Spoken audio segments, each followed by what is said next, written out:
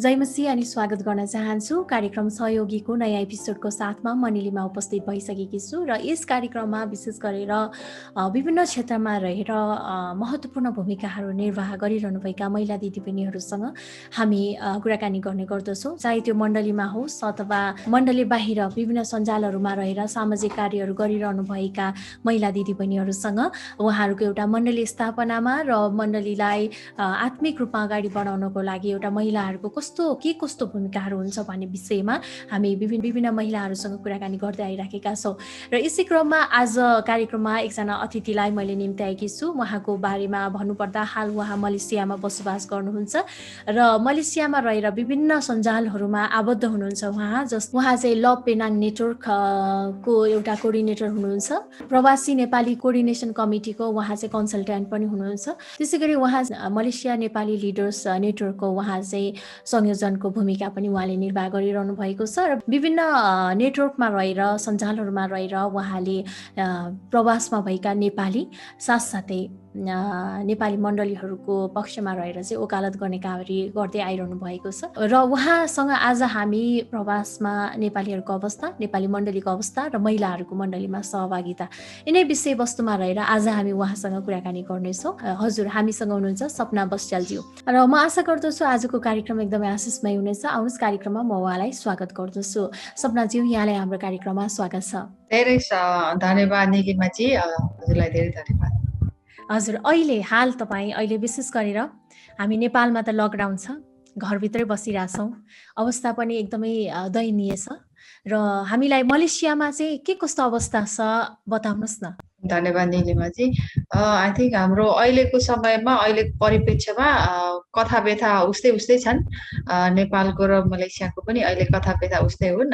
यहाँको हिसाबले, वृद्धिको हिसाबले, कोरोनाबाट पोजिटिभ हुनेको वृद्धिको हिसाबले औषध रूपमा संसारमै सबैभन्दा धेरैमा परिराखेको छ मलेसिया। त्यही भएर हामी चाहिँ एकदम डह्रो लकडाउनमै बन्दीमै छौँ, भित्रै छौँ। अनि अहिले धेरै हाम्रो यहाँ भएका कल कारखानाहरू पनि बन्द भएर हाम्रा श्रमिक दाजुभाइहरू पनि कोठामै हुनुहुन्छ अहिले। हजुर, सपनाजी हो, विशेष गरेर तपाईँको नेपालदेखि मलेसियासम्मको सेवाकाईको यात्राको विषयमा कुराकानी गर्दै आजको कार्यक्रमलाई अगाडि बढाउँ। धेरै धन्यवाद। मलेसियादेखि नेपालसम्मको अनि फेरि नेपालबाट मलेसिया गर्दाखेरि कम्तीमा 18-19 वर्षको यो दौरानको अनुभवको यो यात्रा हो। अनि विशेष गरेर 2006सम्म हामी चाहिँ 2003देखि 2008सम्म चाहिँ हामी कोलालम्पुरकोमा बसेर प्रवासीहरूको बिचमा हामीले सेवा गर्यौँ। अनि त्यहाँ हामीले उहाँहरूलाई विशेष गरेर यो उहाँहरूको व्यक्तिगत अथवा व्यवहारिक समस्याहरूमा पनि हामीले एउटा सोसियल एउटा सामाजिक सहयोगको हिसाबले हामीले समाजसेवामा पनि सक्रिय रह्यौँ। अनि त्यहाँ त्यही बिचमा हामीले प्रभुको राज्य विस्तार पनि भयौँ। अनि 2008मा हामी नेपाल फर्किएर नेपालमा हामीले नेपाली प्रवासी एकता सञ्जाल जुन चाहिँ विदेशबाट फर्किएर आएकाहरूकै पहलमा सुरु भएको एउटा सामाजिक संस्था हो। त्यहाँ रहेर हामीले कन्टिन्यू सेवा गरेपछि फेरि हामी 2016बाट अहिले मलेसियातिरै फर्केर एक राउन्ड भएको छ। हजुर, एउटा चक्र भएको छ। हजुर, जस्तो अब अहिले तपाईँको कुरा सुन्दै गर्दाखेरि चाहिँ मलेसियामा नेपाली मण्डली चाहिँ तपाईँहरूद्वारै सुरु भएको हो कि मलेसियामा नेपाली मण्डली कहाँ कहिले सुरु भयो, यसको इतिहास केही थाहा छ हजुरलाई? ओके, धेरै धन्यवाद। मैले भने म मलेसिया आउँदै नेपाल हुँदै फर्केको छु। विशेष गरेर अलिकति मैले तपाईँको प्रश्नलाई छुँदाखेरि यो नेपालीहरूको यो एउटा मुभमेन्ट छ, उहाँहरूको एउटा यो हलचल छ, त्यो एउटा चक्र जस्तो छ। उहाँहरू सँगसँगै नेपालबाट मलेसिया, मलेसियाबाट नेपाल, नेपालबाट फेरि मलेसिया आए जस्तै म आउँदाखेरिको अनुभवमा मैले देखेको भोगेको कुराहरू अन्तर्गत मलेसियामा सेवाकाई चाहिँ परमेश्वरले सुरु गर्नुभएको हो। नितान्त यसको सम्पूर्ण श्रेय चाहिँ प्रभुमै जान्छ अनि सम्पूर्ण श्रेय परमेश्वरलाई जान्छ। अनि त्यो दौरानमा केही रूपमा हामीले पनि अलिकति आफ्नो हामीलाई प्रभुले मौका दिनुभएको थियो। 2003मा मात्रै हो म मलेसिया छिरेको। म यहाँ आउनुभन्दा अगाडि नै मेरो श्रीमान जो आफै मलेसियन हुनुहुन्छ, उहाँले 2000देखि नै 2000देखि नै नेपालीहरूको बिचमा सेवाकाईको खोज दर्शन लिएर हिँडिरहनु भएको थियो। अनि त्यस बेचमा 2003, 4, 5, 6 चाहिँ एक प्रकारको स्थापित अथवा एउटा स्थापना कालमा अनि धेरै अरू मण्डलीहरू, त्यसपछि अरू व्यक्तिहरू प्रभुले जुटाउनु भयो अनि त्यसरी सुरु भएको हो। अनि त्यसकारण म यो सम्पूर्ण सेवाकाईको सुरुवातको श्रेय प्रभुलाई दिन चाहन्छु। त्यसमा सहयोग गर्नेहरू धेरै हुनुहुन्छ। त्यतिखेर यता क्लाङ भन्ने ठाउँमा माइग्रेन्ट मिनिस्ट्री क्ल्याङ एमएमके भन्ने थियो, माइग्रेन्ट मिनिस्ट्री क्ल्याङ भन्ने, त्यहाँ पनि अगावै सुरु भएको। तर यो हुनुभन्दा अगाडि चाहिँ 2-4 जना नेपालीहरू यहाँ आउनु भएर अनि उहाँहरूले आफ्नो हामी पनि एक ठाउँमा भेला भएर आफ्नै भाषामा हैन, आफ्नै जानेको भाषामा कसरी संगति गर्न सकिन्छ भनेर त्यसरी सुरुवात गर्दा गर्दै अनि यो एक ठाउँमा चर्चले समय दियो। त्यसपछि अनि यी समूहहरूलाई अलिअलि देखिने गरेर भेला भएपछि फैलिँदै गएको हो। त्यसकारण परमेश्वरलाई धन्यवाद होस्। यो सम्पूर्ण आजसम्मको अहिलेसम्म त 100 भन्दा बढी छ भेला हुने ठाउँ। हजुर, विशेष गरेर अब हामीले मण्डलीमा विश्वासीहरूको सहभागिताको कुरा गर्नुभन्दा अगाडि एउटा प्रश्न पनि राख्न चाहे। अहिले चाहिँ मलेसियामा नेपालीहरूको अवस्था तपाईँ कस्तो देख्नुहुन्छ? किनकि तपाईँ विभिन्न सञ्जालमा रहेर अहिले तपाईँले काम गरिरहनु भएको छ। त्यो भएको कारणले गर्दाखेरि नेपालीहरूको अवस्था चाहिँ मलेसियामा, विशेष गरी नेपाली कामदारहरूको अवस्था मलेसियामा कस्तो देख्नुहुन्छ तपाईँले? किनकि हामी त नेपालमा बसेर वास्तवमै न्युजलाई पछ्याउने हो र न्युजमा राम्रोभन्दा नराम्रो समाचारहरू प्राय पढिराखेका हुन्छौँ र हाम्रो नेपाली दाजुभाइहरूले त्यहाँ गर्नुभएको परिश्रम, दुःखको कारण हामी पनि दुखित छौँ। र कस्तो अवस्थामा तपाईँले अहिले नेपालीहरूलाई पाउनुभएको छ?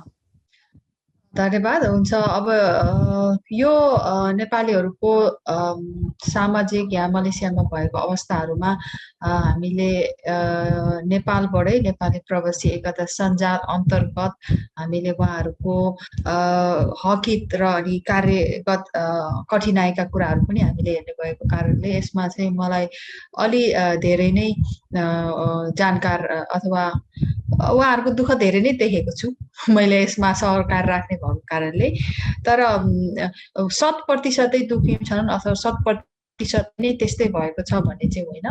मलेसियामा आएर आफ्नो घर गुजारा गर्नुहुने, अब मैले विशेष गरेर नेपाल यहाँ मलेसियामा आउनुहुने साथीहरूलाई भन्छु कि होइन, यो देशको लागि तपाईँले प्रार्थना गर्नुहोस्, किनभने यो देशले तपाईँलाई रोजगार दिएको छ। त्यो रोजगारले नेपाल पैसा पठाउनु पाउनु भएको छ, छोराछोरी स्कुल गएको छ, श्रीमतीहरूले राम्रो साडी लाउनु पाउनु भएको छ, होइन, अलिकति जनस्तरहरू बढेको छ भन्ने कुरा गर्छु। तर ओभरअल भन्दाखेरि चाहिँ यहाँ उहाँहरूको समस्या धेरै जसो चाहिँ कार्यगत कठिनाइहरू हो। ती कार्यगत कठिनाइहरू चाहिँ कतिपय यहाँको यो देशको अवस्थासँग पनि भर पर्छ, कतिपय चाहिँ यो देशको कानुनले चाहिँ उहाँहरूलाई संरक्षण गरेको छ, तर कानुनको पहुँचमा उहाँहरू छैन। कति चाहिँ फेरि अब कानुनले संरक्षण गरेको छ तर उहाँहरूलाई रोजगार दिने रोजगारदाताहरूले त्यो श्रम दिएको श्रम कानुन अन्तर्गतको त्यो तहमा उहाँहरूले नगर्नु भएको कारणले नि उहाँहरूलाई गाह्रो भएको अवस्थाहरू छ। अब ती कुराहरू भए, तर अब अरू कुराहरू नेपालीहरूको अवस्था हेर्दा घरबाट टाढा हुनुहुन्छ, छोराछोरीहरू श्रीमतीबाट 1 वर्ष 2 वर्ष 5 वर्ष 10 वर्ष 12 वर्षसम्म छुटिएर रहेकाहरू हुनुहुन्छ। त्यसपछि यहाँ आएर कमाएको पैसाहरू नेपालमा घर बनाउन सिधै धनी हुन पुग्दैन, यहाँ आएर कमाएको पैसाहरू गुजारा चल्न मात्र पुग्छ। अनि उता नेपालको एउटा खालको एउटा आफ्नो परिवार र समाजको एक खालको उहाँहरूसँग अपेक्षा हुन्छ, अनि त्यो अपेक्षा अनुसारको उहाँले कमाउन नसक्ने अवस्थाहरू पनि छ। त्यसपछि सुरक्षाको हिसाबले उहाँहरूलाई अलि सुरक्षाको गाह्रो छ, किनभने कतिपय ठाउँहरूमा के अरे यहाँ अब गलत एउटा इन्टेन्सन अथवा गलत तरिकाले कसैलाई ठग्न चाहने हो भने प्रवासीहरू चाहिँ पहिलो उनीहरूको पहिलो चारा हुन् कि, किनभने उसलाई यसलाई ठगिहाल्यो भने यसले गएर भोलिहाल्दैन, यसको बोली सुनिहाल्दैन भनेर त्यस्तो अवस्थाहरूमा पनि हुनुहुन्छ। अनि कार्यगत कठिनाइमा कतिपय धेरै जसो के अरे यहाँका रोजगारदाताहरूले त फलो गर्नुहुन्छ यहाँको नियम, तर कतिपय फलो गर्न नचाहनेहरू, जस्तै यहाँको नियमलाई, सरकारले दिएको नियमलाई पनि नचाहनेहरूको बिचमा चाहिँ उहाँहरू अलिक दुखी हुनुहुन्छ। कति ठाउँमा तलबहरू नदिएको, कति ठाउँमा धेरै काम गरेको, कति ठाउँमा काम गराएर तलब के अरे उहाँहरूको त्यो अनुसारको तलब नदिएको, कोही तलब ढिला भएको, कोही चाहिँ अलिकति कुनै धेरै अब एउटै सर्कलमा अनि धेरै प्रेसरमा काम गर्नुपर्नेहरूलाई चाहिँ कतै कतै हातपातका कुराहरू पनि छन्, जेल नेलका कुराहरू पनि छन्। हजुर, विशेष गरेर सपनाज्यू अब मलेसियामा चाहिँ मण्डलीमा अहिले हामी देख्न सक्छौँ अब धेरैजनाले मलेसियामै रहेर पनि प्रभु येशूलाई विश्वास गर्नुभएको छ। विश्वासीहरूको चाहिँ मण्डलीमा सहभागिता कस्तो छ? नियमित रूपमा सङ्गति गर्ने, मण्डलीमा नियमित रूपमा सहभागी हुन उहाँहरूलाई कतिको सहज छ? हुन्छ। अब यो देशमा आउँदाखेरि उहाँहरूले जुन खालको मानिसहरूले धर्म अथवा जुन प्रकारको आफ्नो आस्था छ त्यसलाई पछ्याउनलाई रोकटोक लगाएको छैन यहाँको कानुनले। त्यसकारण त्यो आफ्नो सहज परेसम्म चाहिँ यहाँको देशको कानुनले चाहिँ त्यसलाई रोकेको छैन। अनि तर पनि कामको उनीहरूको कामकोमा भए अनुसार चाहिँ अब कसको प्रवृत्ति हुन्छ। अब तपाईँहरू रेस्टुरेन्टमा काम गर्नुहुन्छ भने पब्लिक हलिडेदेखि लिएर सार्वजनिक बिदा, त्यसपछि तपाईँको शनिबार आइतबार जुन बिदा हुन्छ त्यो उहाँहरू भ्याउनु हुँदैन, उहाँहरूलाई गाह्रो छ। त्यसबाहेक चाहिँ यता सिक्युरिटी गार्डमा अथवा सुरक्षा गार्डमा काम गर्नेहरूलाई पनि उहाँहरूलाई यो चाडपर्व अथवा पब्लिक हलिडे यस्तो कुराहरू लागु नभएको उहाँहरूलाई चाहिँ अलिकति कठिन छ। त्यसरी सेवाकाय पाउनको लागि आफूले विश्वास गरेको आफ्नो आस्थालाई पुरा गरेर आफ्नो आस्थालाई प्र्याक्टिस गर्ने ठाउँ अथवा यसलाई त्यो मण्डली आउनको लागि चाहिँ गाह्रो छ। त्यसबाहेक धेरै जसोमा चाहिँ यहाँ सन्डे नै हो सङ्गति, किनभने सन्डे चाहिँ बिदा हुन्छ। हाम्रो जो नेपालको शनिबार बिदा भए जस्तै सन्डे बिदा हुन्छ। अनि त्यहाँ अहिले मलेसियाभरि कतिवटा नेपाली भाषी मण्डलीहरू छन्, तपाईँलाई केही जानकारी छ? हजुर, धेरै थोरै चाहिँ हामी त्यही 100को हाराहारीमा छौँ। कति चाहिँ अहिले थोरै भएका छन्, धेरै जसो फर्किएका छन्। 2018 र 19मा ठप्पै भएको थियो नेपालबाट मलेसिया साथीहरू आउनको लागि, हाम्रा कामदार साथीहरू आउनको लागि बन्द भएको थियो। त्यस कारणले बिचमा यहाँ भएकाहरू फेरि फर्किनु भयो। त्यसकारण यहाँ अहिले हलचलमा चाहिँ अलिक कमी भए पनि विस्थापित जम्मा हुने ठाउँहरू मण्डली भेलाहरू चाहिँ जस्तै हामी 100को हाराहारीमा छौँ। म बसेको ठाउँमै पनि हामी कम्तीमा 15-12वटा जति यही पनि छ। हजुर, जस्तो अब 100को हाराहारीमा अब नेपाली भाषी मण्डलीहरू रहेछ त्यो ठाउँमा, होइन? अब यो नेपाली मण्डलीलाई चाहिँ त्यहाँको सरकारले अथवा मलेसियाको सरकारले कसरी हेरिरहेको छ? मलेसियाको सरकारले यहाँ नेपाली मण्डलीहरूसँग उहाँहरूको कुनै पनि गुनासो छैन, किनभने अरूलाई कुनै पनि कुरामा खलल नहुने गरेर साथीहरू भेला हुनुहुन्छ। अनि यहाँको सरकारले चाहिँ जो आउनुहुन्छ उहाँहरूले आफ्नो आस्थालाई प्रयोग गर्नको लागि, अब आस्थालाई प्र्याक्टिस गर्नको लागि केही रोकटोक गरेको छैन। त्यसको अवस्थामा चाहिँ केही पनि छैन। यस, उहाँहरूले चाहिँ यसलाई त्यस्तो कुनै पनि एउटा जोखिमको हिसाबले हेर्नुभएको छैन। त्यसमा अहिलेसम्म सम्पूर्ण मण्डलीहरू चाहिँ यहाँका स्थानीय मण्डलीहरूले पनि अलिकति हातेमालो धेरै तहमा हातेमालो गर्नुभएको छ। त्यसमा यहाँको सरकारले कुनै पनि ऐतराज छैन त्यसमा। हजुर, जस्तो अन्य देशको तुलनामा मलेसियामा अब लगभग 100वटा जति मण्डलीहरू, नेपाली भाषी मण्डलीहरू छन् भनेर यहाँले भन्नुभयो। यो मण्डलीहरू बढ्नुको कारण मलेसियामा चाहिँ के देख्नुहुन्छ तपाईँ? ओके, हुनसक्छ हामीले हेरे अनुसार चाहिँ परमेश्वरकै यो एउटा ठुलो योजना हो। किनभने नेपालमा पनि त हामी नेपाली साथीहरू छौँ, होइन? तर यहाँ आएर चाहिँ अलिकति उहाँहरूको लचकता चाहिँ छ। मलेसियामा आएपछि, किनभने यहाँ धेरै सङ्ख्यामा आउनु भएको छ। अनि उहाँहरू आउँदाखेरिको त्यो एउटा मानवीय सङ्कटहरूमा चाहिँ उहाँहरू एक्लो पाउनुहुन्छ। अनि त्यो नेपालको आफ्नो सर्कलमा, आफ्नो छिमेकीमा, आफ्नो सुविधाको ठाउँमा उहाँहरूलाई कुनै पनि प्रकारको अब एउटा आत्मिक रूपमा सहयोग चाहिने, अथवा कहाँ म एउटा आत्मिकी एक प्रकारको खोज उहाँहरू हुँदैन। यहाँ आएपछि उहाँहरू रित्तिनुहुन्छ आत्मामा, मनमा। उहाँहरूको एउटा भावनाहरू पनि एकदमै कतै सुनेको पोख्ने ठाउँहरू हुँदैन। यहाँ आइसकेपछि उहाँहरूलाई एउटा खिन्नता अनि हीनता बोध, त्यसपछि अलिकति आफूलाई थिचिएको मिचेको अवस्थाहरू, अनि यस्ता मानवीय र एक प्रकारको आत्मिक रूपमा रित्तिएको, अनि जो मान्छेले म आत्मालाई विश्वास गर्दैन भनेको पनि ओहो त्यहाँ केही त छ होला जसले मलाई यस समयमा सहयोग गर्न सकोस् भन्ने खालको, त्यस्तो खालको अवस्थाहरू हुन्छ। अनि यहाँका त्यो एउटा भयो परमेश्वरको ठुलो योजना। त्यो बाहेक चाहिँ म विशेष गरेर यहाँका मण्डलीहरूको सतर्कता, यहाँको मण्डलीहरूको एउटा त्यो कोमल हृदय, एउटा उहाँहरूको प्यासन अनि परमेश्वरप्रतिको एक प्रकारको आवाज सुन्ने एउटा मण्डली, संवेदनशीलता भएको चाहिँ लागि चाहिँ म यहाँका मण्डलीहरूलाई धेरै आदर गर्छु। अनि त्यस कारणले नि हो, किनभने धेरै जसो मण्डलीहरूमा जति हामी 100 जना भनेको छौँ नि, 100 वटा जतिको हाराहारीमा हामी भेला हुन्छौँ, त्यो ठाउँहरूमा भेला हुन्छौँ भनेको छौँ, त्यहाँ कुनै न कुनै तरिकाले यहाँका स्थानीय मण्डलीहरूको हातेमालो छ। कति ठाउँमा उहाँहरूले आफ्नो मण्डली दिनुहुन्छ, कति ठाउँमा उहाँले इभन गाडीमा राखेर ल्याइदिने लैजाने पनि गर्नुहुन्छ। कतिजनाले अझ खुवाउने, कतिजनाहरूले अब दुःखमा परेका छन् भने उहाँहरूको जेलमा गएर भेटिदिने, हस्पिटलमा भेटिदिने, गइदिने, खाना पाएको छ भने खानाहरू लैदिने होइन।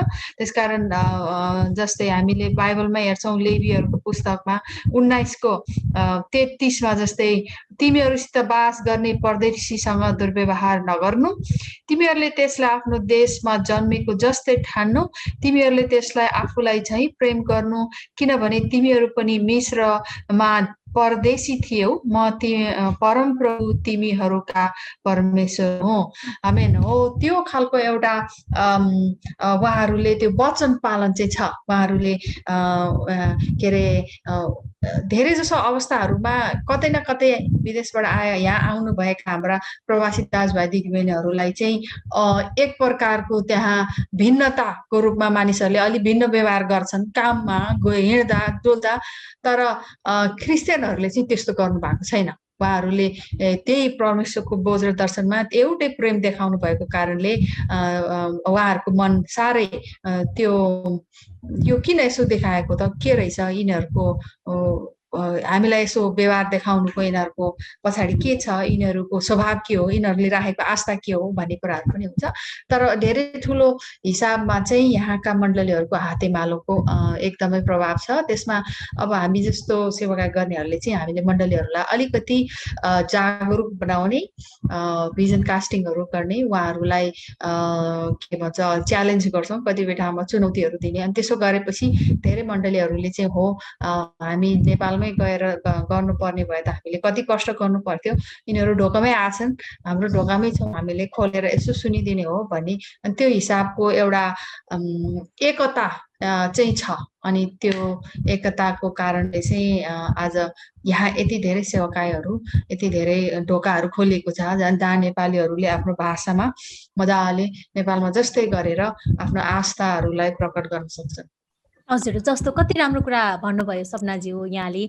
जस्तो अब त्यहाँ प्रवासमा गइसकेपछि नेपालीहरूको दुःखको बेलामा चाहिँ ख्रिस्टको प्रेम देखाउने कार्य चाहिँ यहाँहरूले गरिरहनु भएको छ। म यही प्रश्न नि यहाँलाई फेरि पनि मैले राख्न चाहे, जुन कुरा तपाईँले अहिले भन्नुभयो कि एउटा सुसमाचार प्रचार गर्ने तरिका फेरि एकचोटि हाम्रो दर्शकलाई भनिदिनु न, कसरी अहिले जुन जुन कार्यहरू तपाईँले भन्नुभयो नि, कसरी चाहिँ त्यहाँ भएका नेपाली भाषीहरूमा यहाँहरूले प्रचार गर्ने, प्रेम देखाउने कार्य गरिरहनु भएको छ। किनकि यहाँबाट जानुभएका नेपालीहरू पनि त्यहाँ गएर प्रचार गर्न त पक्कै पनि सहज छैन होला, खुलेआम प्रचार गर्ने अवस्था छ कि छैन, अनि कस्तो कार्यद्वारा चाहिँ आत्मा जित्ने कुराहरू यहाँहरूले गरिरहनु भएको छ? विशेष गरेर हामी त नेपाली भाषामा उहाँहरूसँग बोलिदिने हो। यहाँको स्थानीयहरूले पनि धेरै आफै निस्केर भाषा नजाने पनि आफ्नो व्यवहारले आफ्नो देखाइरहनु भएको छ, आफ्नो व्यवहारले उहाँलाई प्रचार गरिराख्नु भएको छ होइन।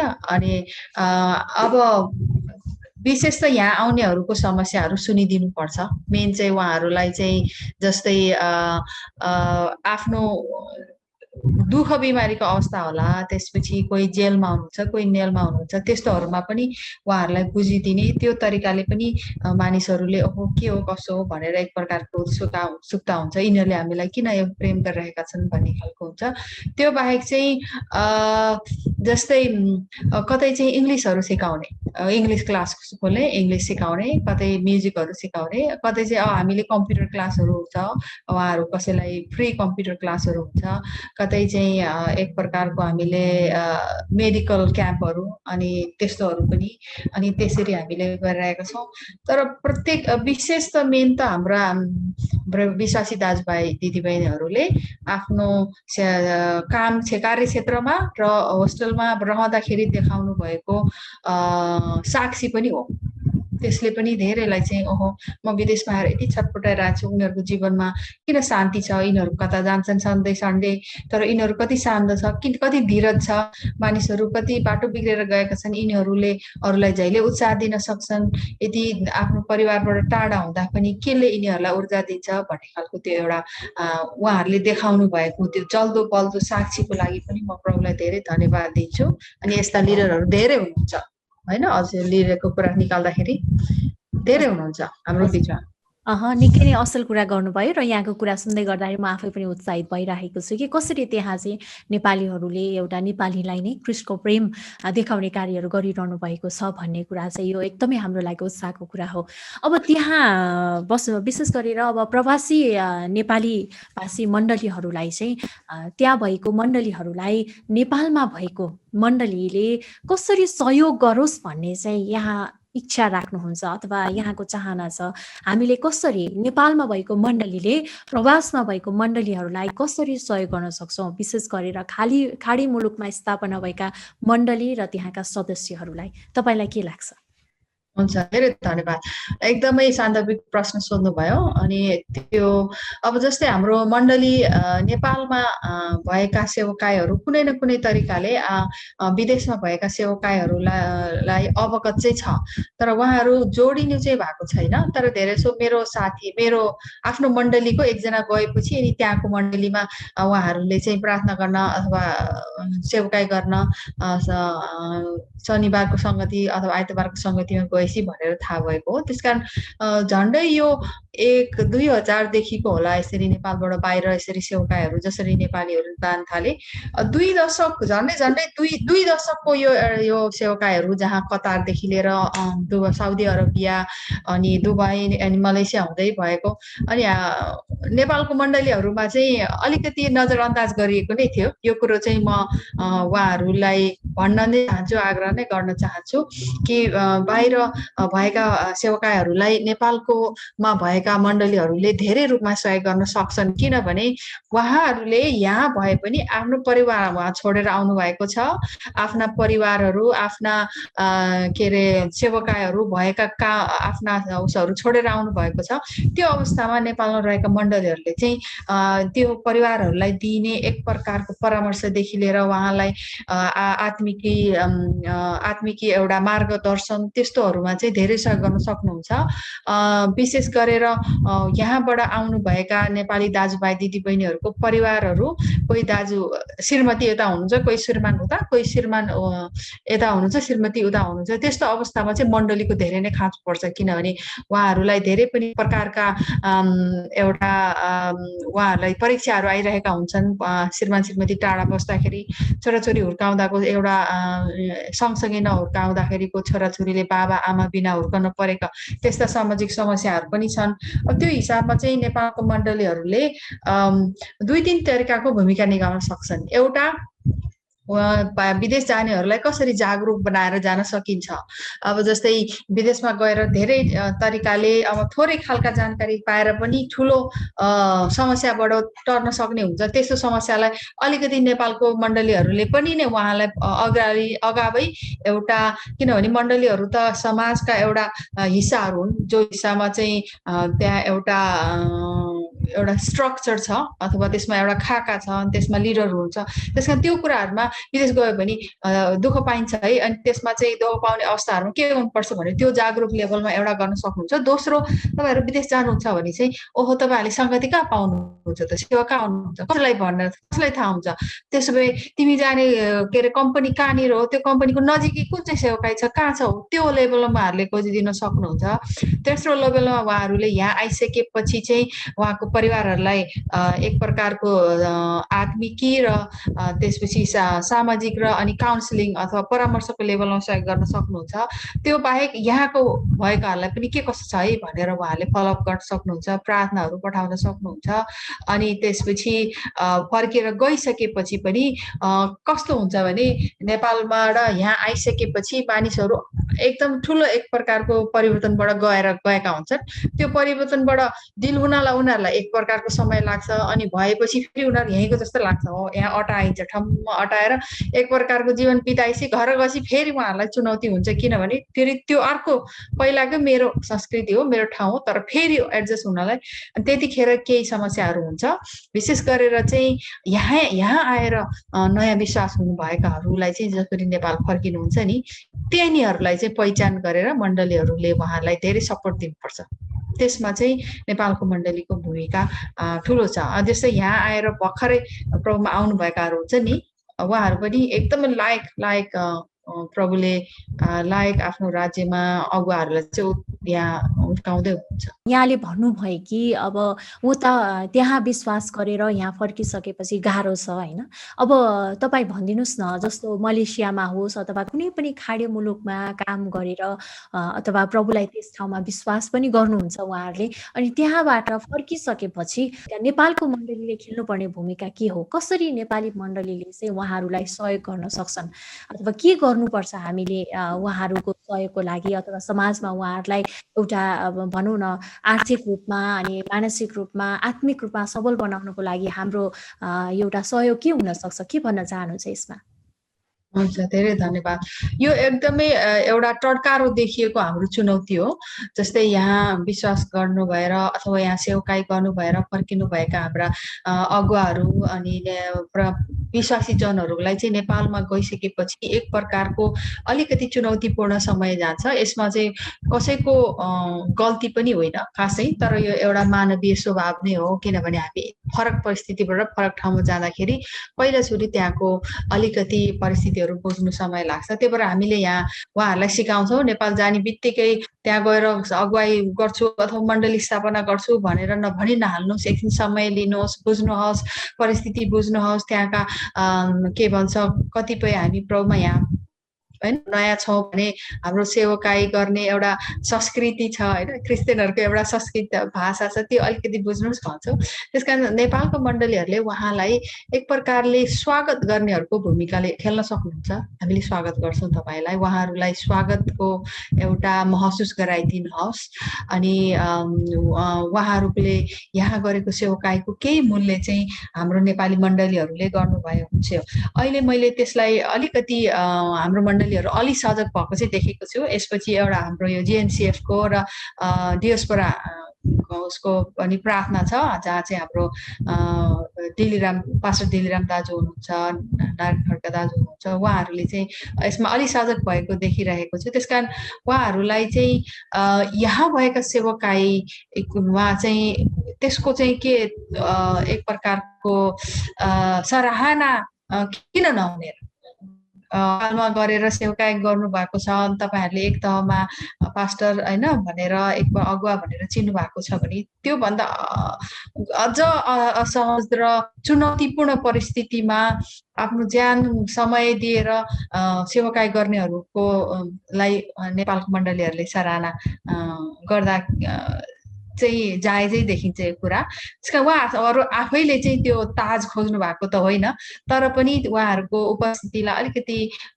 सहज बनाइदिने हुनसक्छ। उहाँहरूलाई केही परामर्शहरू दिएर नेपाली प्रवासी एकता सञ्जाल जस्ता संस्थाहरूसँग मिलेर उहाँहरूलाई एक तहको होइन एकपल्ट पुनर्स्थापनमा चाहिँ केही भूमिका सहयोग गर्न सक्नुहुन्छ। उहाँहरूलाई हुनसक्छ केही अझै अर्को तहको तालिमको खाँचो होला, अर्को तहको शिक्षाको खाँचो होला, अर्को तहको उहाँहरूलाई सेवकाईको खाँचो होला। त्यो अनुसारले उहाँहरूले अलिकति स्वागत गर्ने भूमिका खेलिदिनु भयो भने चाहिँ त्यसले के भन्छौँ यहाँ हुनु भएर यहाँ नराखेर होइन आफ्नो ड्युटीलाई पुरा गरेर रातभरि नाइट ड्युटी गर्नुहुन्छ।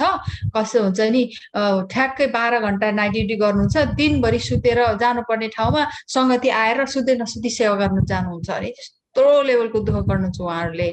आफ्नो कमाएको के अरे उसबाट 10 अंशहरू नेपालको मण्डलीहरूलाई पनि पठाउनुहुन्छ।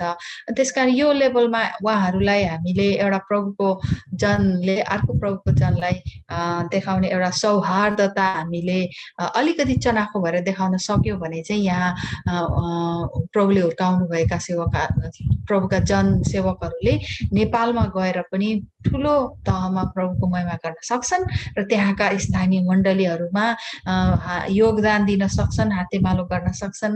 अनि त्यसको लागि उहाँहरू सक्षम भएर जानुभएको सक्षमै हुनुहुन्छ। त्यसकारण मण्डलीहरूको साथ चाहिँ त्यो चाहिन्छ। त्यो चाहिँ अलिकति हाम्रो प्रार्थना चाहिँ हो अहिलेको लागि। म अलि प्रश्नलाई अगाडि बढाउन चाहन्छु। जस्तो मलेसियामा भएका नेपाली भाषी मण्डलीहरूको वृद्धि विकासमा चाहिँ समस्या र चुनौतीहरू के देख्नुहुन्छ तपाईँ? अब हाम्रो समस्या भनेको चाहिँ विशेष गरेर त्यही समस्याको बिचमै हुने हो सेवकाई, तर पनि त्यो बिचमा भएका समस्याहरू चाहिँ अब हाम्रो साथीहरू चाहिँ समय धेरै थोरै हुन्छ। उहाँ यहाँ मलेसियामा आउनु भएर लिडर अथवा दुबई कतार अब अरू युएई होइन त्यस्तोमा भएर लिडर हुनुभएको सेवकाईमा हुनुभएकोहरूलाई चाहिँ म एकदमै ठुलो आदर गर्छु। किनभने उहाँहरूले आफ्नो यति धपडी भएको भ्याइ नभ्याइ भएको समयबाट पनि उहाँहरूले कहिले आफ्नो रेस्ट गर्ने अथवा आफूले आराम गर्ने समयलाई कट्टा गरेर प्रभुलाई दिनुभएको छ। अनि त्यो खालको एउटा त्याग उहाँहरूले गर्नुभएको छ। त्यसलाई म एकदमै धेरै चाहना गर्छु। उहाँहरूको सुस्ताउने ठाउँहरू धेरै ठाउँ छैन होइन। अनि त्यसपछि होस्टलहरूमा त्यति राम्रो सहज परिस्थिति हुँदैन। त्यस्तो अवस्थामा पनि उहाँहरूले एकदम आफ्नो तन मन दिएर गर्नुभएको छ। त्यसको लागि चाहिँ म धेरै धन्यवाद दिन्छु। त्यही भएर उहाँहरूको चुनौती भनेको उहाँहरूको समय हुँदैन, भएको समयहरू धेरै सो उहाँले मुख्य रूपमा यहाँ केही आर्थिक रूपमा कमाउन आउनुभएको हो, त्यो एउटा चुनौती छ।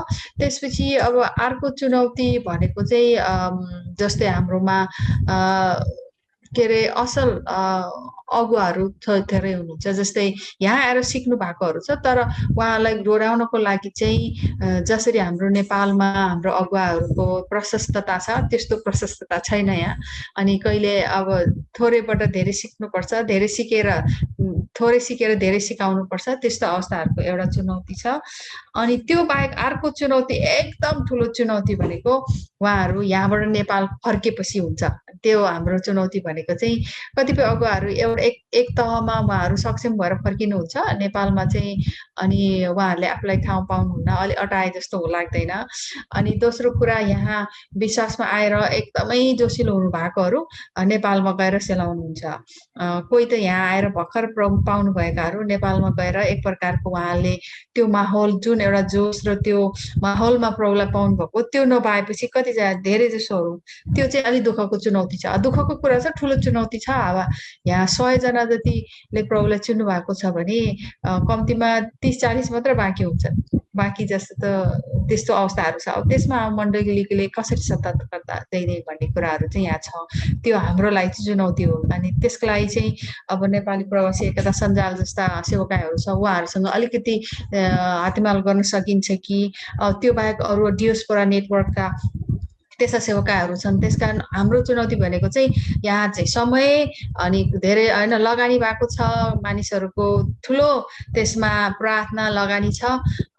तर उहाँहरू नेपाल फर्केपछि एक प्रकारले हराउनुहुन्छ, भेडा जस्तै, भेडा हराएको भेडाहरू। हजुर, जस्तो नेपाली प्रवासी एकता सञ्जालले अहिले पनि नेपालमा प्रवासमा बसेर सेवा सङ्गति पाएर नेपालमा आउनुभएकाहरूका माझमा अहिले पनि कार्य गर्दै हुनुहुन्छ। यदि गर्दै हुनुहुन्छ भने के कस्ता कार्यहरू चाहिँ यो सञ्जालले यो सञ्जालबाट भइरहेको छ, कस्तो किसिमको सङ्गतिहरू चाहिँ यहाँले प्रदान गर्नुभएको छ, त्यो पनि बताइदिनुहोस् न। नेपाली प्रवासी एकता सञ्जाल, हामीले यसलाई नेमोन पनि भन्छौँ, 2009देखि नै निरन्तर रूपमा यो सेवाकायमा कुनै पनि प्रकारले जस्तो प्रकारले हामीले उहाँहरूलाई सहजता र सहयोग गर्न सक्छौँ भइरहेको छ। म यहाँ बसेर पनि प्रार्थना र अनि धेरै कुराहरूमा म सहभागी छु। हाम्रो टिम त्यहाँ हुनुहुन्छ, जनक शर्मा हुनुहुन्छ, अनि सजित श्रेष्ठ, रमेश पेदवारहरू, उहाँहरूले चाहिँ नेपालमा फर्केपछि आउने चुनौतीहरूको लागि परामर्श दिनुहुन्छ। त्यसपछि नेपालमा फर्किसकेपछि तपाईँहरूले आर्थिक रूपमा सबल हुनको लागि के कस्तो गर्ने, त्यो एक लेभलको एउटा परामर्श हुन्छ। कोही एकदमै इच्छा भएकाहरूलाई हामीले केही अपर्च्युनिटीहरू खोजेर कहिलेकाहीँ लगानीकर्ताहरूलाई पनि खोजिदिने त्यस्तो सेवाकाय पनि गर्छौँ। त्यसबाहेक हामीले महिनामा फर्केर गएकाहरूको बिचमा हामीले भेला गर्छौँ। अनि त्यो बिचमा हामीले अलिकति सशक्तिकरण को एउटा बाइबलीय शिक्षामा आधारित सशक्तिकरणको, जस्तै हामीले 3F भन्छौँ, फेथ, फ्यामिली र फाइनेन्स, हाम्रो विश्वास अनि आर्थिक र त्यसपछि परिवार, त्यो क्षेत्रमा चाहिँ कसरी तीनटा कुरालाई ब्यालेन्स गरेर सेवाकायका विदेशमा भएर आएका सेवाकायहरू अथवा जाँदाको सेवाकायहरू त्यहीँ रहँदाखेरि कसरी त्यो कुराहरूलाई सन्तुलनमा ल्याएर भनेर त्यो एक प्रकारको सशक्तिकरणको तालिमहरू पनि दिइन्छ। अनि विदेश जान अगाडि चाहिँ के कसो बुझेर जाने, हैन? अब त्यहाँ जाँदाखेरि चाहिँ एउटा फोन नम्बरको आधारमा पनि तपाईँलाई दुःखमा परेको बेलामा सहयोग हुन्छ कि त्यो एउटा जानु अगाडिको परामर्शको, त्यसमा पनि हामी सजग छौँ। अनि जानु अगाडि चाहिँ त्यसो भए कुन चाहिँ ठाउँमा जानुहुन्छ, कुन मण्डलीमा जानुहुन्छ, त्यहाँनिर कुन नजिक छ उहाँहरूलाई जोड्ने काम गर्छौँ। अनि फेरि फर्केर आएका छन् भने चाहिँ तपाईँ कुन गाउँमा जाँदैनुहुन्छ, कुन गाउँमा कुन चाहिँ ठाउँमा हुनुहुन्छ, कुन गाविसमा हुनुहुन्छ, त्यो गाविसमा कहाँनिर चाहिँ तपाईँलाई एक प्रकारको दुःखमा पर्दाखेरि अथवा तपाईँ भर्खर प्रोमा आउनु भएको छ भने कसरी तपाईँले आफ्नो परिवारसँग कसरी तपाईँले उहाँहरूलाई सामना गर्न सक्नुहुन्छ भनेर त्यहाँको नजिकको मण्डलीहरूसँग जोडिदिने, अनि यी कुराहरू चाहिँ विशेष रूपमा गर्छौँ। त्यो बाहेक हामीले यो एडभोकेसी गर्छौँ। उहाँहरूलाई कार्यगत कठिनाइ जसमा चाहिँ सरकारी अलिकति सहयोग, ध्यानाकर्षण, त्यसपछि निकायहरूमा लैजानु पर्ने त्यस्ता अवस्थाहरू जसमा चाहिँ अलिकति कानुनी रूपमा गरिदिनु पर्ने, त्यो क्षेत्रमा पनि हाम्रो टिमहरू अथवा हाम्रो समूहहरूले गरिराख्नु भएको छ। त्यसमा ठुलो रूपमा सहयोग भएको छ। हजुर, जस्तो अब कति कुरा त अघि पनि यहाँले भनिहाल्नुभयो। अब नेपालमा फर्केर आइसकेपछि एउटा प्रवासमा रहेर प्रवासी मण्डलीमा यीशु ख्रीष्टलाई विश्वास गरिसकेपछि जब उहाँ नेपालमा आउनुहुन्छ अनि एउटा स्थानीय मण्डलीमा, समाजमा उहाँको कस्तो भूमिका हुन्छ, किनकि उहाँले त एकजनाले मात्रै विश्वास गर्नुभएको हुन्छ। अब कति समयमा अब परिवारहरूले नस्वीकार्ने मण्डली, अघि तपाईँले पनि भन्नुभयो मण्डलीमा जुन स्थान उहाँले त्यहाँ पाउनुहुन्छ त्यो स्थान नपाउनु भएको पनि हुनसक्छ। तर पनि तपाईँले कस्तो भूमिका चाहिँ उहाँले निभाउँदै आइरहेको देख्नु भएको छ? अब यहाँ चाहिँ मलेसियाको हिसाबमा चाहिँ उहाँहरूले कोही चाहिँ उतै नेपालबाटै उहाँहरू एक प्रकारको तहमा सेवाकाई गरिसक्नुभएका एकदमै आदरणीय अगुवाहरू हुनुहुन्छ। उहाँहरूले चाहिँ यहाँ आएर सहजै रूपमा सङ्गतिहरू चलाउने, त्यसपछि एक प्रकारको अगुवापन गर्नुहुन्छ।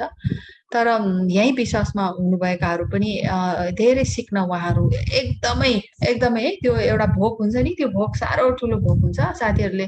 त्यस कारण त्यो तहमा उहाँहरूले आफूलाई धेरै रूपमा आत्मिक रूपमा उहाँले माझ्नु भएको छ, किनभने त्यो दुःखद परिस्थितिमा अनि यो असहज परिस्थितिको अन्तर्गत अनि उहाँहरूले सेवाकाई गर्ने, त्यसपछि प्रार्थनाको कुराहरूदेखि लिएर अनि इभन कसरी तालिमहरू आयोजना गर्ने, वचन प्रचार, त्यो सबै त्यो लेभलमा अथवा त्यो तहमा सेवाकाईको लागि उहाँहरू यहाँ नै तयार भइसक्नु भएको हुन्छ। त्यसमा हामीहरूले कहिलेकाहीँ यहाँको स्थानीय तहमा पनि गरेका छौँ। अब अस्ति विशेष गरेर तपाईँहरूले अघि निलेमाजीले भन्नुहुन्थ्यो, मलेसिया विदेशको खालि नराम्रो कुरा मात्रै सुनिन्छ, धेरै सो अवस्थाहरू यहाँ दुःखका कुराहरू छन्। दुःखको छिटो हुन्छ। अस्ति अब नेपालीहरू गएको 2-4 वर्ष, यो 1 वर्षभरिमा धेरै आत्महत्याका कुराहरू आए भन्ने कुरा भयो। अनि त्यो हिसाबमा हामीले पनि परामर्शका कुराहरू यहाँका स्थानीयहरूसँग मिलेर कसरी लिडरहरूलाई चाहिँ मानिसहरू मानसिक रूपमा विक्षिप्त भएकाहरूलाई कसरी चिन्ने, उहाँहरूलाई कुन तरिकाले परामर्श दिन सकिन्छ भन्ने त्यो तहका तालिमहरूदेखि लिएर चेलापनका तालिमहरू, अरू त्यसबाहेक कतै कतै चाहिँ हाम्रो यहाँ स्थानीयका सहयोगमा हामीले आर्थिक रूपमा सबल हुने तालिमहरू, त्यस्ताहरू पनि धेरै समय मिलेसम्म गर्छौँ।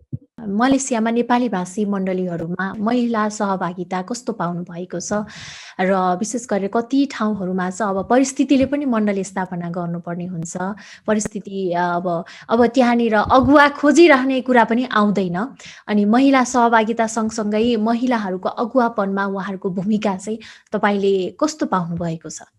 धन्यवाद। यो अत्यन्त राम्रो प्रश्न गर्नुभयो। अब विशेष गरेर विदेशमा चाहिँ अब हामी चाहिँ कहिलेकाहीँ होइन पढेर भन्दा नि पढेर सिकेकाहरू हौँ। अनि हाम्रो साथीहरू धेरै यहाँ आएर महिला दिदीबहिनीहरूले राम्रो रूपमा अगुवाको भूमिका निभाउनु भएको छ। अनि उहाँहरूको अग्रसरता अनि त्यो मेरो लागि एकदमै कहिलेकाहीँ होइन धेरै जस्तो समयमा उत्साहको, प्रेरणाको स्रोतहरू पनि छ। अब मैले अहिले सहयोग गरिरहेको लभ पेनाङ नेटवर्क, यसलाई LPN भन्छौँ, यो चाहिँ विशेष गरेर पेनाङ भनेको यो क्षेत्रमा भएका मण्डलीहरूले चाहिँ यहाँ भएका यसरी विदेशबाट अरू देशबाट आएकाहरूको बिचमा कसरी सहयोग गर्न सकिन्छ, सेवा गर्न सकिन्छ भनेर राख्नु भएको यो एउटा नेटवर्क हो। त्यो नेटवर्कमा चाहिँ नेपालीहरूको सङ्गति, नेपाली सङ्गति जस्तै हाम्रो 10-12-13 जना छ, त्यो सङ्गतिलाई चाहिँ संयोजन गर्नलाई अहिले मैले सहयोग गरिरहेको छु। अनि हाम्रो बिचमा हाम्रो किशोर राणा दाजुले 10 वर्षसम्म एकदम ठुलो एकदम उदयको भूमिका निभाएर जानुभएको छ, अभिभावकको जस्तो। अनि त्यसको लागि चाहिँ हामी प्रभुलाई धेरै धन्यवाद दिन्छौँ। अनि तर पनि त्यसपछि अहिले मैले सहयोग गरिरहेको छु। हाम्रो बिचमा साह्रै जल्दा बल्दा नेपाली दिदीबहिनीहरू हुनुहुन्छ, उहाँहरू लिडर हुनुहुन्छ। अनि त्यसबाहेक मैले नेपाली दिदीबहिनीहरू यता जोहोरको सङ्गतिहरूमा, कोलालम्पुरको सङ्गतिहरूमा पनि धेरै देखावा देखेको छु। अब नेपाली दिदीबहिनीहरू अलिकति जल्दो बल्दो भएर देखे पनि हाम्रो नेपालको परिप्रेक्ष्यमा यो त धेरै जल्दो बल्दो छ, दिदी अलि सक्षम छ, तपाईँले दिदीबहिनी सङ्गति गर्नुहोस् न भन्नुहुन्छ है। त्यसरी हामीलाई महिलाहरू अलिकति के अरे सेवाकायमा सक्षम देख्यो भने यो महिला चाहिँ उनले अलिकति गर्न सक्ने सेवाकाय भनेको दिदीबहिनीको बिचमा हो, गर्नुहोस् है भन्ने खालको उहाँहरूले हौसला दिनुहुन्छ। तर त्योभन्दा माथि उठेर गर्नु भएको छ। उहाँहरूले दिदीबहिनी, दाजुभाइ सबलाई सेवा गर्ने, उहाँहरूको बिचमा अगुवाई गर्ने। हाम्रो बिचमा एकजना गङ्गा थापा हुनुहुन्छ चितवनको, त्यसपछि नाम पनि लिन चाहन्छु, हाम्रो पास्टर फुर्काको श्रीमती लिली तामाङले नि राम्रो भूमिका खेल्नु भएको छ एउटा अगुवाको। यहाँ एकजना बहिनी हुनुहुन्छ वर्षा सुनार भन्ने, यति हुनुहुन्छ, यति इङ्ग्लिसदेखि नेपाली सब बोल्न सक्ने, प्रोमा एकदम अगाडि बढ्न सक्ने। अनि अर्को ज्ञानु तामाङ भन्ने हुनुहुन्छ, सबिना बहिनी भन्ने हुनुहुन्छ। अब उहाँहरूलाई म नाम लिन चाहन्छु किनभने उहाँहरू एकदमै त्यो अगुवा, एकदम सक्षम अगुवाको रूपमा भूमिकामा गर्नुभएको छ। त्यस कारण यहाँ चाहिँ खाँचोमा परेको ठाउँहरूमा, हुन त अब नेपालमा पनि भएका अगुवाहरू धेरै यसो साउदी, दुबई, मलेसिया कमाउन गएको ठाउँमा दिदीबहिनीहरूले नै कति राम्रोसँग सेवाकाई गरिरहेको देखेको छु। उहाँहरूलाई मौका पहिला नदिएको हुनसक्छ, तर कहिलेकाहीँ खाँचोमा उठेका, उम्रेका होइन, अथवा हुर्किएका अगुवाहरू जस्तै यहाँ चाहिँ खाँचोदेखि लिएर अनि मौका पनि छ। त्यसमा चाहिँ राम्रो छ दिदीबहिनीहरूको सहभागिता हुनसक्छ। अब के अरे औसतको अथवा हिसाबले हेर्ने हो भने 3 लाख जति नेपालीहरू हुनु भन्छौँ। त्यसमा चाहिँ 20-30 हजार छन् कि नेपाली दिदीबहिनीहरू, थाहा छैन, औसतको हिसाबमा धेरै थोरै हुनुहुन्छ। तर पनि उहाँहरू चाहिँ त्यसरी अगाडि आउन सक्नु भएको छ। हजुर, धेरै खुसी लाग्यो। अब मलेसियाको नेपाली भाषी मण्डलीहरूको बारेमा सुन्दै गर्दा हामी आफै पनि उत्साहित भएका छौँ र परमेश्वरको काम हरेक देशमा, हरेक ठाउँमा फैलिरहेको छ, हरेक व्यक्तिबाट। र हामीलाई आज कार्यक्रम जो जतिले हेर्दै हुनुहुन्छ, नेपाली भाषी मलेसियामा भएका नेपाली भाषी मण्डलीहरूको लागि कसरी चाहिँ हामीले सहयोग गरौँ अथवा कसरी प्रार्थना गरौँ भन्ने चाहिँ यहाँले इच्छा राख्नुहुन्छ? हुन्छ, धेरै धन्यवाद। तपाईँले विशेष गरेर हाम्रो नीलिमा बहिनी, उपहार टिभी अनि यहाँलाई धेरै धन्यवाद।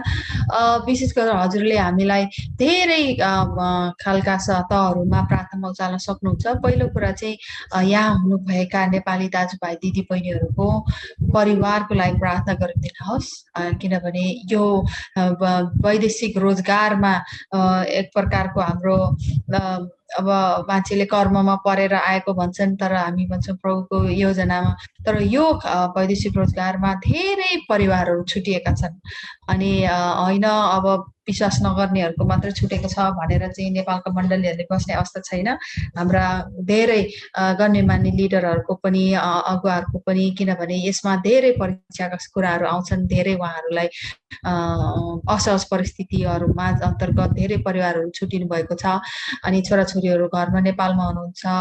आमा कसैको त आमा बा दुइटै यहाँ हुनुहुन्छ। त्यस्तो अवस्थाहरूमा मण्डलीहरूले चाहिँ परमेश्वरले दिनुभएको यो एउटा गठबन्धनलाई चाहिँ कसरी जोगाउने भन्ने कुरामा उहाँहरूले प्रार्थना पहल गर्नुभएको होस् भनेर प्रार्थना गर्नुहोस्। अर्को कुरा चाहिँ उहाँहरूले यहाँ सुरक्षाको लागि प्रार्थना गरिदिनुहोस्, किनभने यो देशमा कतिपय ठाउँहरूमा असहज परिस्थितिहरूमा नेपालबाट मलेसिया आउनेहरूमा नेपालको अलिक ठुलै छ दुर्घटना र मृत्यु दरहरू। त्यसको लागि प्रार्थना गरिदिनुहोस् अनि हजुरहरूले उहाँहरूको कमाइमा प्रभुले आशिष दिनुहोस्, त्यसमा प्रार्थना गर्न सक्नुहुन्छ। त्यसबाहेक चाहिँ विशेष गरेर उहाँहरूले सेवाकाईमा लाग्नुभएको त्यसको सेवाकाई उहाँहरूले जुनमा लगानी गर्नुभएको छ, त्यसमा पनि हजुरहरूले कृपया प्रार्थना गरिदिनुहोस्। अर्को छुटाउनै नसक्ने चाहिँ हाम्रो नेपाली दाजुभाइ दिदीबहिनीहरू यहाँ प्रभुमा आएर अथवा यहाँ आउनुभएकाहरू चाहिँ नेपाल गएपछि आफ्नो विश्वासलाई कायम राख्नुहोस् भनेर प्रार्थना गरिदिनुहोस्। अनि उहाँहरूले चाहिँ नेपाल गएर केही एउटा व्यवसाय अथवा केही सुरु गर्न सक्नुभएको होस्, ताकि फेरि आफ्नो छोराछोरी आफ्नो परिवार छोडी फेरि विदेश मानिसहरूले आउनु नपरोस्। त्यो क्षेत्रमा पनि प्रार्थना उचालिदिनु होला। हुन्छ, हामी यहाँलाई धेरै धेरै धन्यवाद दिन चाहन्छौँ। तपाईँको अमूल्य समय दिनुभयो र प्रवासमा रहेर पनि कसरी यहाँले प्रवासीहरूको, नेपाली प्रवासी मण्डलीहरूको बिचमा काम गरिरहनु भएको छ, आज त्यो कुराहरू सुन्ने मौका पायौँ र मलेसियाको मण्डलीको अवस्था र महिला सहभागिताको बारेमा पनि बताउनु भएको लागि हामी यहाँलाई धेरै धेरै धन्यवाद दिन चाहन्छौँ। हुन्छ, धेरै धन्यवाद। मैले एउटा कुरा चाहिँ अलिकति छुटाएँ मलेसियाको मण्डलीको भन्दाखेरि, हामी मलेसियामा जोहोर बारुमा, त्यसपछि मुवारमा त्यहाँ सङ्गति छौँ अनि त्यो एरियाको सङ्गतिहरूको एउटा नेटवर्क छ अथवा एउटा त्यो सङ्गतिहरूको एउटा सञ्जाल छ। त्यसपछि कोलालम्पुरमा छ, त्यहाँ पास्टर पुर्का तामाङ हुनुहुन्छ। त्यसपछि धेरै ठाउँहरूको एरियाको त्यहाँ एउटा आफ्नो एउटा एकतामा काम गर्नुभएको छ। त्यहाँका कम्तीमा 25-30वटा मण्डलीको एउटा नेपाली दाजुभाइहरू लिडरहरू आएर एउटा एकतामा गर्नुभएको छ। त्यस्तै गरेर मलाक्का जोहो यता इपो भन्ने ठाउँ, त्यसपछि त्यहाँ पनि हुनुहुन्छ। अनि त्यो सबै सेवाकाईहरूको साझा रूपमा चाहिँ हाम्रो मलेसियन एमएनसी मलेसियन नेपाली क्रिस्चियनहरूको अर्को एउटा सञ्जाल छ। अनि त्यो सञ्जालमा चाहिँ म पनि छु। अनि त्यो सञ्जालले चाहिँ हामी महिनामा एकचोटि भेट्छौँ अनि आफ्ना सेवाकाईमा भएका कठिनाइ र सेवाकाईमा भएका कसरी हामीले एकअर्काबाट सिक्न सक्छौँ भन्ने कुराहरूमा प्रभुको अनुग्रहमा हामी भेट हुन्छौँ। अनि यो एउटा एकताको उदाहरण हो। यहाँ हुनुभएका धेरै जसो सम्पूर्ण मण्डलीहरू नेपाली सेवाकाई गरिरहनु भएको नेपाली अगुवाहरूको यो एउटै प्लेटफर्ममा, एउटै चौतारीमा आएर सेवाकाई गरिरहेका छौँ। अनि यो एक प्रकारको एकताबाट चाहिँ प्रभुले अरूलाई पनि उत्साह र प्रेरणा दिनुभएको होस् भनेर चाहिँ म धन्यवाद दिन्छु। हजुर, धेरै धेरै धन्यवाद। दर्शकवृन्द, आजको कार्यक्रम तपाईँलाई कस्तो लाग्यो? तपाईँको सल्लाह सुझाव प्रतिक्रियाहरू दिन नबिर्सिनुहोला। आज हामीले कुराकानीमा निम्त्याएका थियौँ सपना बस्यालज्यूलाई र मलेसियामै रहेर उहाँले नेपाली भाषी नेपालीहरू र नेपाली भाषी मण्डलीहरू बिचमा चाहिँ एउटा संयोजन गर्ने कार्य मात्रै नभएर उनीहरूको पक्षमा रहेर चाहिँ वकालत गर्ने कार्य पनि गर्दै आइरहनु भएको छ। कार्यक्रम हेरिदिनु भएको लागि धन्यवाद दिन चाहन्छु। कृपया यदि तपाईँ हाम्रो च्यानलमा नयाँ पहिलोचोटि आउनु भएको छ भने सब्सक्राइब गर्न पनि नबिर्सिनुहोला भन्दै कार्यक्रमबाट म निलिमा पनि बिदा माग्छु। हवस् त, जय मसी।